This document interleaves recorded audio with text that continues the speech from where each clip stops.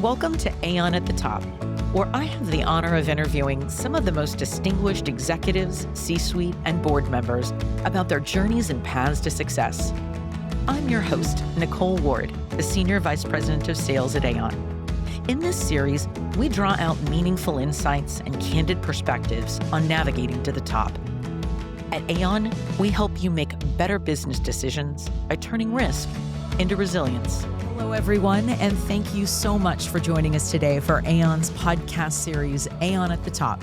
I'm your host, Nicole Ward, the Senior Vice President of Sales at Aeon.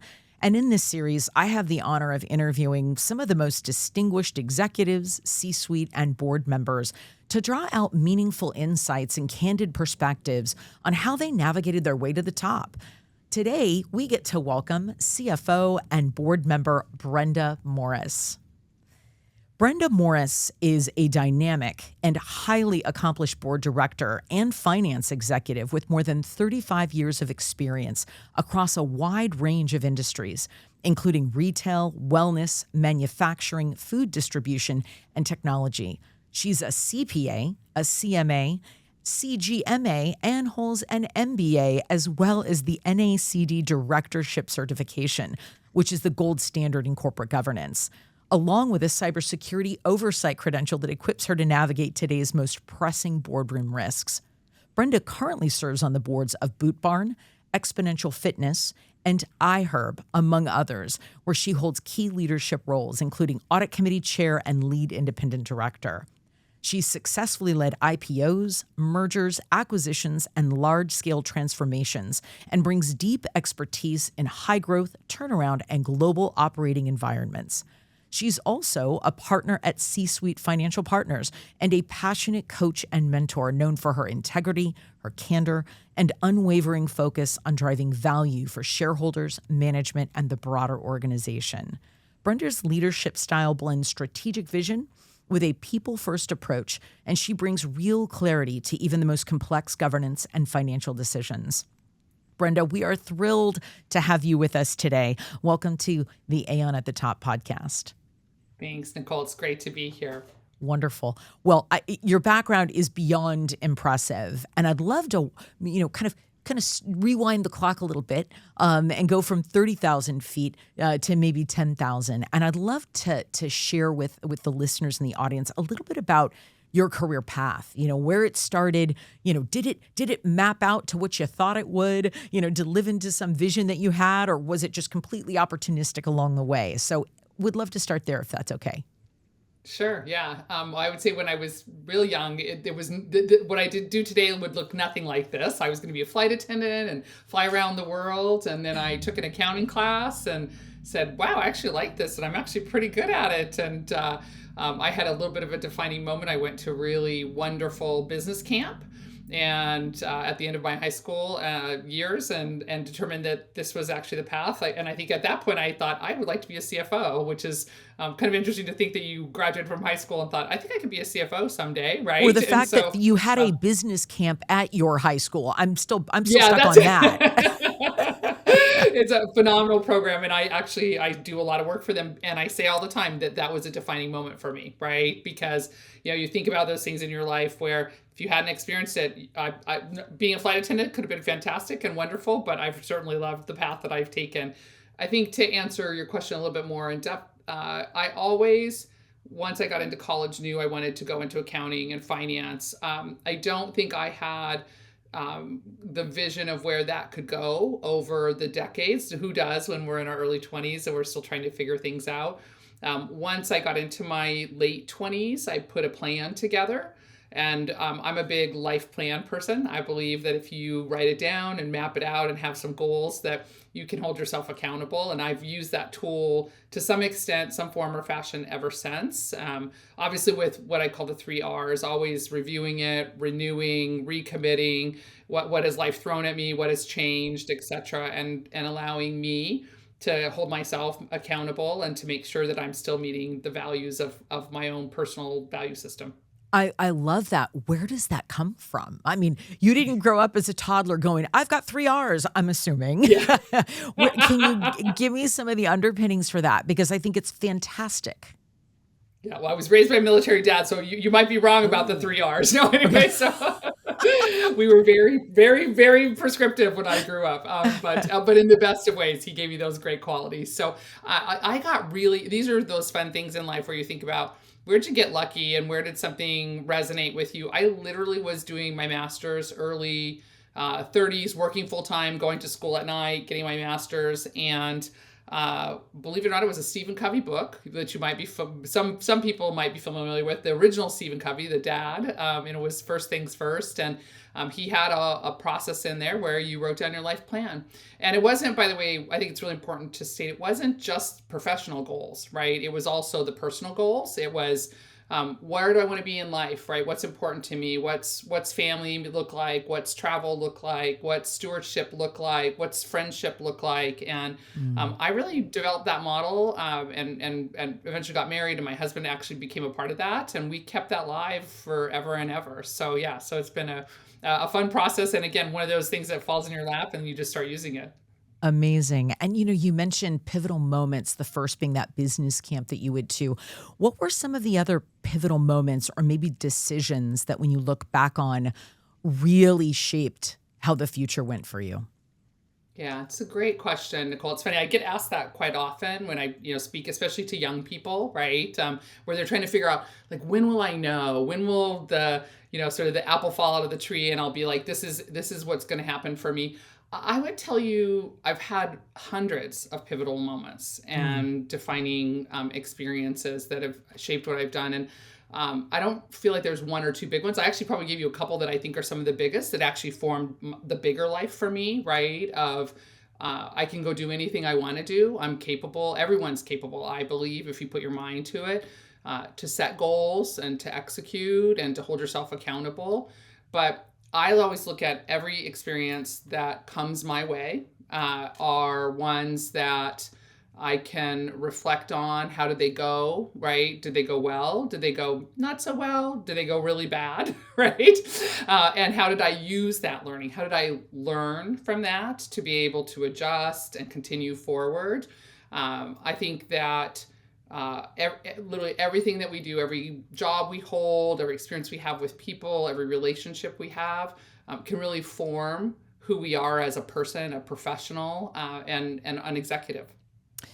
I think there's so much truth in that. One of the things that I say on this series almost every time is a quote that my grandmother left with me, which was, "Poop makes great fertilizer." Right. I love that one. That's great. And I think, part of what you're saying is no matter what the experience, you dig into that and somehow get a great return, or your garden grows from it. Right. So, having said that, were there some fails where you kind of face planted and you were like, oof, that left a mark, but then later look back and we're like, oh, wow, I am so glad that happened. Yeah, absolutely. I mean, listen, especially in the moment, it's really easy to just completely focus on the negative of whatever it is. Look, I've been fired, right? You know what? That's a horrible experience, and it feels life changing, and it feels so raw and horrible in the moment. I look back now when I talk to people about it, and I do a lot of speaking. Nicole is best thing that ever happened, right? In the couple cases that I did get fired, right, or let go, or wasn't a good fit. It really wasn't a good fit. It wasn't an energizing or joyful. I actually wasn't joyful, right? But I just wouldn't let myself recognize that, and having someone help you recognize that could be a real gift. So I look back now on those things, and I don't have any regrets. I actually don't regret when things didn't work out. I don't regret when they weren't the win that you thought they were going to be, because you reflect on them, you try to pull the positives, and you also pull the negatives and the things that didn't go well and say, how do I not do those again, right? How do I use that tool? I use this term a lot. Like, I have stepped on lots of landmines in my 40-year career, right? Love that. And part of who I am now is helping executives and companies either not step on those same landmines or to know how to navigate them when they do. And by the way, if you haven't experienced it, you don't know how to navigate that. So I don't really look at them as losses. I look at them as opportunities to grow and to be able to provide some wisdom going forward. I love that too. I think that's great. And so from a personal values and beliefs standpoint, or goalposts, right? What's guided your career choices and sort of your leadership style over time? Are there some goalposts or some sort of, framework that you use? Yeah, definitely. So I'm a very values-based person, and very purpose focused. And so I have a purpose statement that I live to, which is around living joyfully and living happily. I believe in really positively impacting people and organizations, and I'm not a big balance person. You hear people say a lot, well, I want to live a balanced life. I don't think you live a balanced life. You live an integrated life if you're living your values out to the best that you can. And then you define those values. And for my case, my values in order of, family, right? And work. Right now, still work. At some point, that won't be the case. Followed by play and leisure and joyfulness, right? And so I think about everything that I do, whether it's a really hard job that I have to dig in deep, roll up the sleeves, make things happen. Hopefully it's still energizing me and making me feel really joyful. And so I think understanding what that is to you and then leaning into it in everything you do can really make the difference between being really, really happy or feeling bogged down all the time. I think so sage, right? So wise. And, along the way, to have the career that you have clearly had and are having, you must have made sacrifices, right? There's no C-suite that I know, especially public company C-suite and board members, that haven't had to do this, right? To recognize that there were some sacrifices to get there, et cetera. What were yours when you look back, and were you conscious of them even at the time that they were a sacrifice that you were making? That's a great question. Even Nicole, thinking about if you're conscious of them, I think sometimes yes and sometimes no, right? Clearly if you're picking between, I have to attend a work dinner or a family dinner, right? And then weighing the priority, weighing your commitments, weighing which is more important at that point in time. Those are clear conscious choices, and you hope you make the best. And you can't, again, you try not to regret them. We all know for any of us who are working adults that sometimes that's uncomfortable, right? It's I actually wish I was two people and could be both places. I think later in my career, when I look back, I realized I made more sacrifices than I was conscious of. But again, I worked really hard not to regret those, because that's that raw in the moment feeling. And I've a really good example. My daughter might kill me for sharing this, but I was a working mom. I raised with my husband 2 kids while being a public company CFO and a private company CFO and running all around the world. And that meant I was gone often or traveling, and by the way, in the days where hybrid wasn't a thing and remote wasn't a thing, right? You were at in the an office 8 to 5. Yeah, exactly. And I still remember our daughter was 5 years old, and I'm leaving as the car pulls out the driveway and she's running after the car crying, right? And I'm crying, right? I'm bawling in the backseat of the car, oh my God, I'm the worst mother in the entire world. But I was heading for a non-deal roadshow for a week, and it was going to be a rough week. And I was so that was a conscious choice. It felt like a huge sacrifice at the time. And even for years, it felt like a huge, huge sacrifice. And when you look back, my daughter, who is now almost 30 and an adult and a professional, she doesn't remember that at all. All she remembers was Mom, and what she'll share is, Mom, you were such an inspiration, and how proud I am, she is of me, right? And that I helped to set the tone for her career, and our son would say similar things along those lines. So they often seem so painful and sacrifices, but they really can be growing experiences for everyone around you. That's a heartbreaking story. Oh, it's horrible. It's great And that she doesn't remember it, though. Yeah. Yeah, that was one of 100 examples like that. So Sure. No, absolutely. Along the way, did you happen to have mentors, or are there one or two that really stood out that helped you with your thinking or, with your blind spots, right? I'd love to hear a little bit about those. Yeah, I'd say definitely my parents first and foremost, just so you know. I've had a very, strong military dad, but he taught me some great things. And I was super lucky in the the 70s and 80s. I had a working mom who was a chief administrative officer, which was unheard of back then. And she was a great mentor and a huge inspiration to me. And so very lucky. Career-wise, I have had some of the most amazing mentors, right? I've had some people that I've specifically worked for that have been just supportive and teachers, as well as, by the way, challengers, right? Saying you're not doing this right, or you need to do it better, right? I actually would tell you the folks I've learned from the most are the ones that were not my mentors, the ones that I didn't admire, right? And I share this with my own children today. I say, when you see somebody doing something that makes you insane and frustrates you, and you see it as toxicity, right? Remember, don't ever take that with you, right? Don't integrate that into your style. Don't bring that with you. Don't be that person as you move forward. Hopefully, I would say I have more people in my life that I admire, right? As a percentage, lots and lots of people. And a small percentage of those people, but those are the ones that I probably learned the most of who I didn't want to be. It's a really good call out, because I think there's many times when myself, I can say that the people that frustrated me the most, or irritated me, or that I didn't understand, or some of the people that served me the most because they were showing me things that I needed to see that were perhaps a blind spot. Didn't mean I needed to be them, but for whatever reason, there was a trigger there that was something for me to look at, right? So I think that's super smart. Very good. No. And what advice would you give? There are a lot of folks hopefully listening to this that are really aspiring to be in the C-suite or to get that board role, et cetera, as well as sitting C-suite and board members. But, for the folks that are really aspiring or aiming to get there, what's some advice that you would give to them? Yeah. So again, you heard this at the beginning of our chat. I'm a big plan person, and I think it's hard to execute on where you want to go if you don't have a plan and you don't develop that plan. And that can include everything from educational requirements that you need to fill, competencies that you need to fill, relationships that you need to build, right?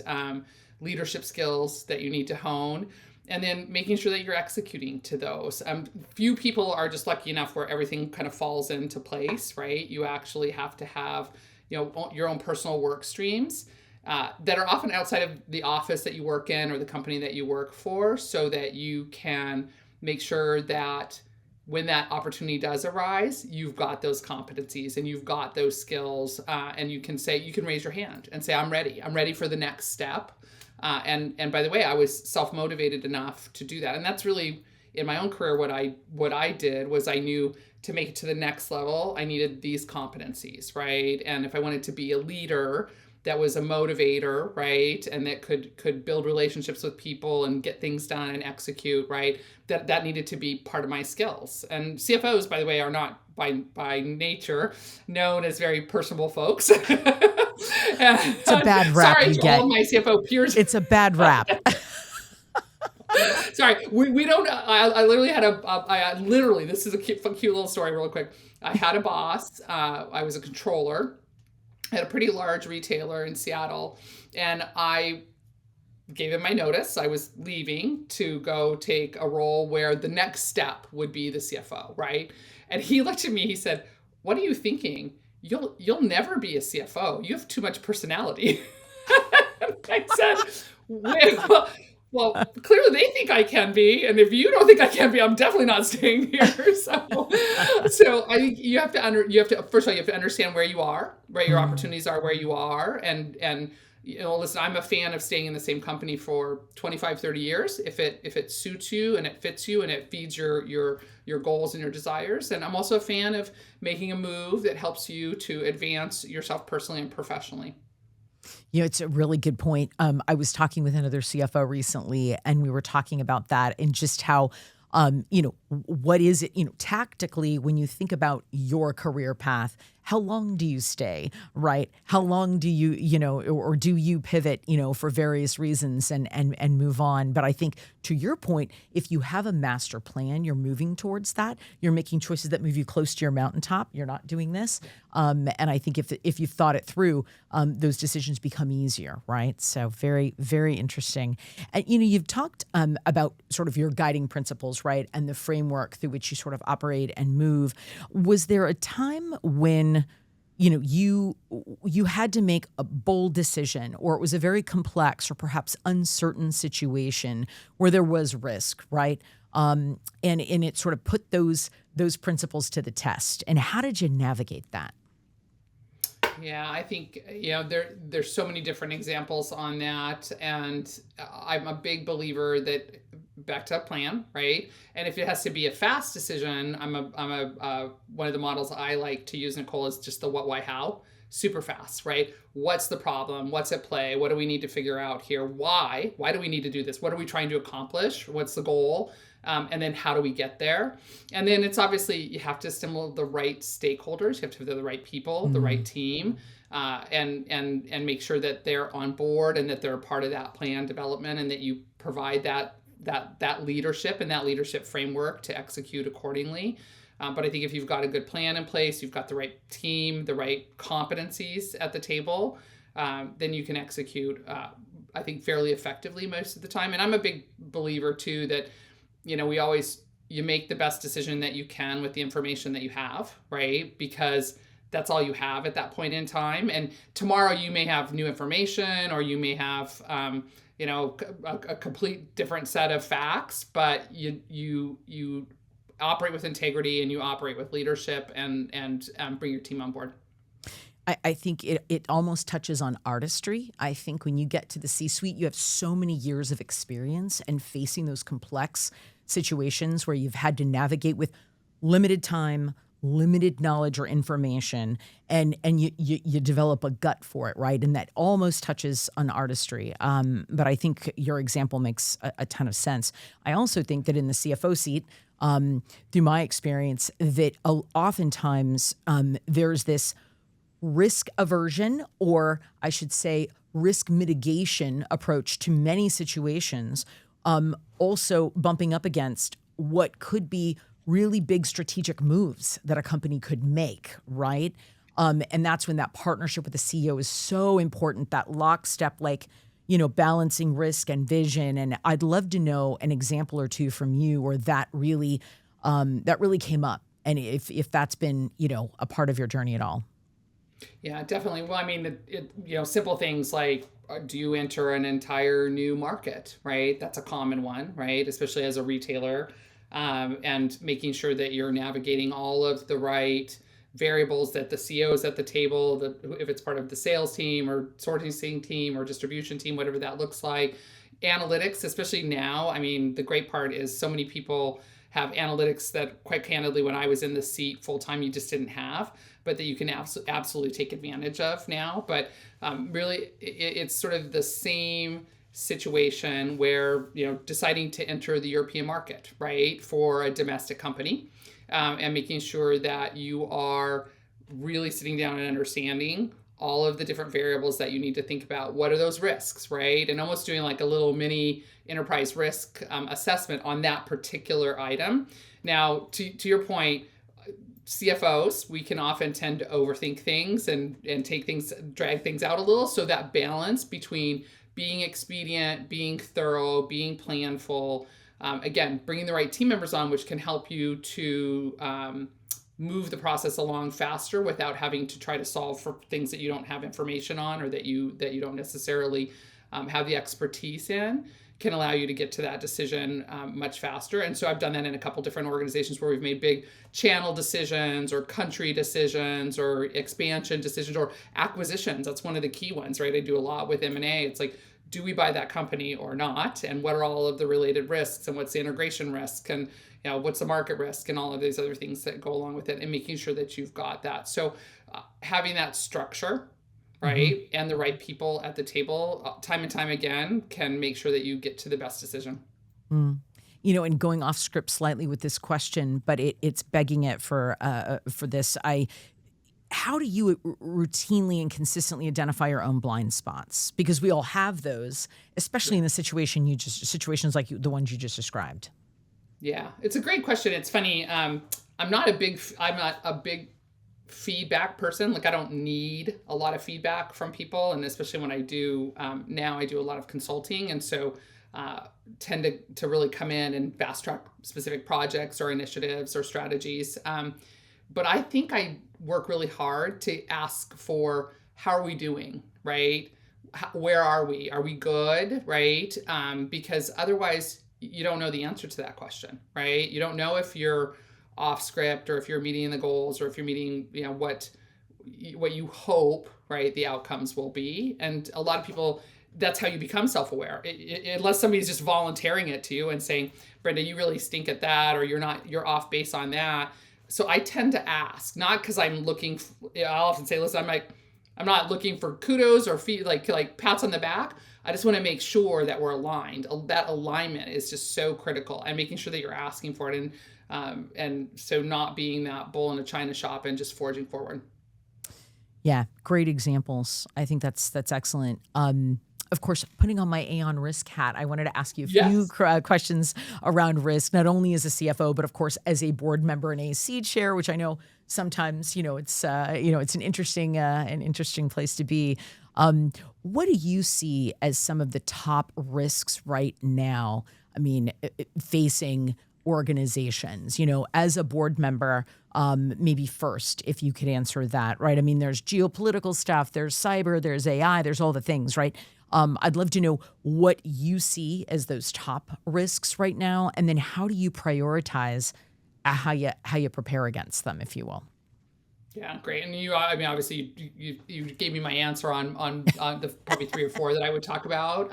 As a board member specifically, right? CEO succession is one of the most critical things that we work on, and several of my orgs have had CEO transitions over the last several years, and that, by the way, that impacts the entire organization, the culture, right? The model, the business, the people, all of these things that come along with it. And so how you prioritize that as a board member, most definitely, right? CEO succession, not only CEO succession, but just executive succession. Do we have the right people and the right competencies in the right seat? And then from a strategic standpoint, are we addressing the right things? Cyber, right? Tariffs, right? Geopolitical issues, sourcing issues, right? And the list goes on.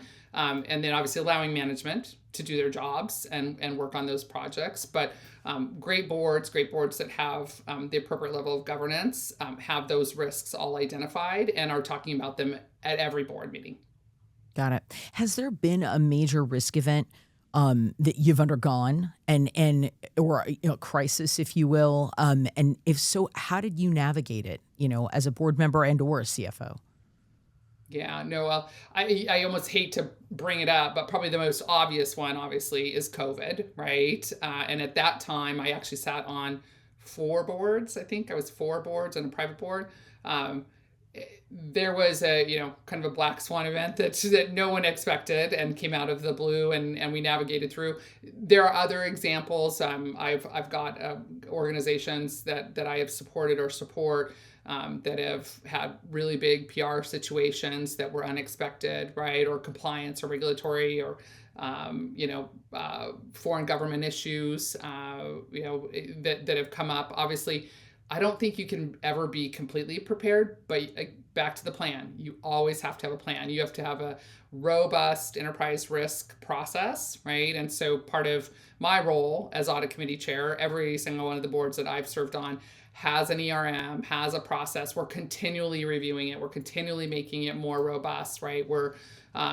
It's a balance, Nicole. Listen, for all businesses, right? You can overdo and you can over risk mitigate to the point where you hamstring the business. And I'm probably a bit of an unusual CFO in that I'm like, everything that we do and deploy to support enterprise risk, we should try to find some business benefit as well. Sometimes you won't. Sometimes it's just, you got to do it. It's the governance, it's compliance, it's regulatory, whatever it has to be. But can we find some element that helps to support the business in a more positive way? And so I think it's continually looking at that and then making sure that you have a very, very involved board, and as far as the ERM goes, and then an aligned management team. And that I literally was on 2 board calls today where we talked about this, right? And so, and it's just that it's my 3 R's again, right? It's like, you constantly want to be looking at it, because you can't write an ERM, an enterprise risk plan, and set it on the shelf and be like, oh, we're good, right? You have to constantly be reviewing it, renewing it, recommitting to how you're going to mitigate the specific things that could come your way. Yeah. No, it's wonderful. You answered my next question there and all of that. Oh, sorry. No, I love it. I love it. Where you're reading my mind. The other question I would ask you, as a really seasoned board member, and again, you don't have to call anyone out specifically on this, but what do you do to assess board effectiveness and or improve board effectiveness, right? Because we've all been on boards, and some run better than others, right? Some are more political and complex than others. Are there takeaways or things that, as a seasoned board member, you really think define a very effective board from perhaps one that is not so much? So yeah, absolutely. Well, I think clearly it has to be a collaborative and healthy board. They have to be good at communicating and be open to what I call healthy debate, not unconstructive or poorly led conversations or debate.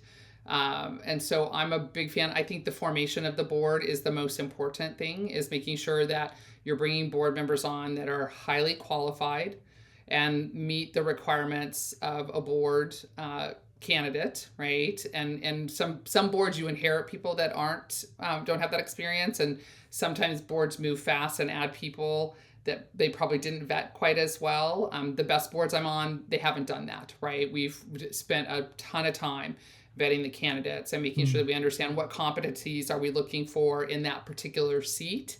Do they have the real experience as a director, or at least the governance experience as a management team member that they can contribute as a board member, and that they understand the difference between contributing as a board member versus being an executive, because it's different, right? Indeed. And sometimes that's hard for people to understand, is that you're not running the business, you're actually advising and guiding the business. And then that, I call it structure, right? The ability to make sure that you really understand the governance guidelines that you're needing to adhere to and staying connected to those. And what role does technology in your mind play in sort of strengthening, when you think about compliance and monitoring efforts, is there a play here for technology? And if so, how do you see that, or how do you see it evolving in the future? So just so I understand, Nicole, in relationship to adding board members? Just in terms of board and board governance. Just, you see technology with all the things that we chatted about earlier in terms of AI and different, what role does technology play in the boardroom? It's a good question. I think it plays a role and will continue to develop, especially as AI develops and as the ability to get information at your fingertips develops, which we've had that to some extent, but now we can get information so much quicker and so much faster.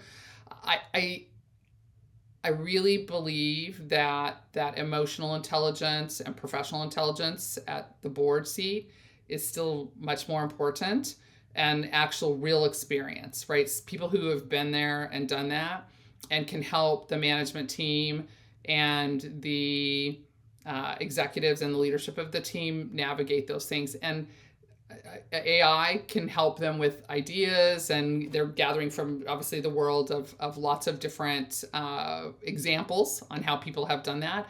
But having that around the table is still super important. And I don't think you replace that with technology. I think, listen, you can deliver board decks easier. You can, have collaborative discussions, that type of a thing. And you can get faster answers on how do we want to handle that? What's a requirement, right? That type of thing. What's the SEC's requirement? What's, whoever you're working with from a compliance standpoint. But I feel like that personal, emotional intelligence sitting at the table is still very important. Yeah, totally get that. And when you think about different trends right now in technology. Is there anything happening that you're really excited about or that you're really concerned about? No, that's a great question. Well, I'm a Chat GPT addict, just Same. Guilty. exactly, and actually, even I'll give them props too. I'm a Suno addict, right? I love to write a song. Love that. So if you haven't used that, it's the most fun ever. I love to do fun birthday songs for people, or Maybe we it's have the time at best the tool end for ever. a demo. No. Okay, absolutely. It's one of my most favorite I tools. love it. I've written songs that have made people cry, and I've written songs Oh, that made people laugh. So love it. hey, listen, the whole right, just AI and generative technology is going to be amazing and so Right. fun, and by the way, super useful for organizations, right? And I'm seeing that across some of my orgs. I mean, we are in some orgs able to completely create a marketing campaign with never taking a photo, right? And not hiring a model, right? And Right. again, there'll be pros and cons to that Unbelievable. as time goes on. So you Yeah. think about cost management and efficiencies and all of those things. Like everything that comes down the pipeline, we have to make sure from a governance standpoint and confidentiality and information that we're putting the appropriate levels of controls on those things, especially at the organizational level. No, I completely get it. That's great, Suno. I love that. Yes. Um, I'll give if you a demo at the end. I love it. I love it. I'm in. I guess, in kind of bringing this now back to a personal level for you, when you think about impact and legacy, and clearly you have a lot of CFOing and boarding left to do. But if you think about, since you are a planner and you do live into that plan, it sounds like very well, what do you hope your professional legacy will be? That's a good question. It's funny. I hadn't actually thought about that till I think you sent me the notes and said, what do I legacy? I don't listen. I don't have any big aspirations to be, quoted by anyone out there. I think what I hope is that the people that I have touched in their lives at some point, whether it's a junior staff person many years ago or a person that I still impact now through my board work or my consulting, feels like I impacted them positively, right? And that I was a rewarding relationship for them and that I helped them along in some way. And I'm a big believer in paying it forward. Listen, I'm open. If anybody calls me, anybody links in to me and says, can I talk to you for 10 minutes? I just want to, ask you some questions about the career. I don't, what, I'm happy to do that because we all had those people in our lives who made a few minutes for us.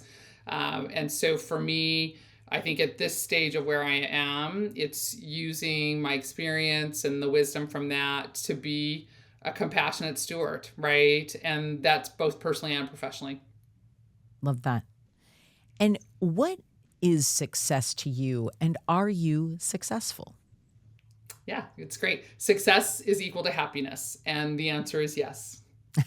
I love that. It's That's super great. easy for me. I know. I've got quite the range of answers to that. So I love I yours. bet. I'm sure I could probably pontificate a long, long time. But the truth is listen, if you're happy, it probably means that you're successful, right? You've filled your life with what, energizes you and fills you up and supports you. And it doesn't mean it all went great, right? It doesn't mean that there weren't bumps along the way, but it means that you're a happy person and that people want to share their life with you.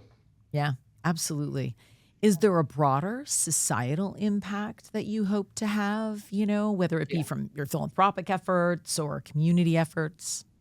Yeah, absolutely. And when I think of myself as a steward, which part of actually my kind of like vision is being a compassionate steward, it includes philanthropic efforts. So I still am very involved, believe it or not, with the same organization that I did the business camp with all those years ago. That's amazing. So I was on that particular not-for-profit board for 40 years. I'm still a significant financial contributor to them, and I actually still attend at least 2 or 3 camps a year as a I was going to speaker. ask, Yeah, it's crazy. is there an It's age crazy limit? weird, Can I but go? I probably need to go. you could be an advisor. We have company advisors. Come on over, Nicole. Anyway, so love yeah, it. in that respect, listen, I'm a big believer that we should all pay it forward, right? I'm a time, talent, treasure person, Nicole, right? I'm like, give some of your time, especially to those things that really fill your heart and that you're passionate about, right? Give some of your talent. That can look a lot of different ways to different people, depending on what their talents are. And then some of your treasure, right? Because if we're lucky enough to have it, we should share it. I love it. We've got the 3 R's, the 3 T's. I'm taking notes. I love it. I'm a pretty pragmatic CFO, believe it or not. I love it. I love it. No, absolutely. Well, so what have I not asked you that I should have asked you? And or are there any sort of parting thoughts for the folks that might be listening into this? Is there anything left that we didn't uncover or chat about that we'd like to? Yeah, probably the only thing when I think about like my own arsenal of things that are important to me is just energy. I'm a big believer in energy, right? And bringing positive energy to everything that you do to the best of your ability, right? And so I would say we didn't really talk about that, but I always encourage people that I work with, whether it's in my consulting capacity or even sitting around the board table, is let's try to focus on the positives. Doesn't mean we're not addressing the negatives, right? But let's focus from a positive energy place. And we can solve a problem a lot better if we understand how we talk about it, right? Mm-hmm. And the commentary that we have around it is that there's a problem to solve. Let's do it from a place of positive energy and collaboration versus a place of negativity. And so I'm just going to say that again, and that's I think in every project, the hardest projects that you can possibly do, right? If you've got that positive energy, can just really make a difference. So, and no real, parting words. Again, you've heard a lot of sort of my philosophical beliefs. I think for people, if there's folks that are listening to this who are like trying to figure out what's next, is I'm a big know what your purpose is, right? Understand your values, bring that positive energy. Know what a meaningful experience is to you. Sometimes it's hard to know what a meaningful experience is, right? And if it's not meaningful, probably change it, right? And do something else, and then follow your plan. Build a plan and follow your plan. I love it. Those are such great takeaways and so many good just gems of tactics I think that people can leave with and use and apply. I think that's terrific. Well, I'm just grateful to have had your time today in our conversation, and I'm ready for the Suno demo. I don't even know what Suno is. If I'm even saying it right, let's do it. It was great to be here. Thank you so much. Likewise. Thank you so much.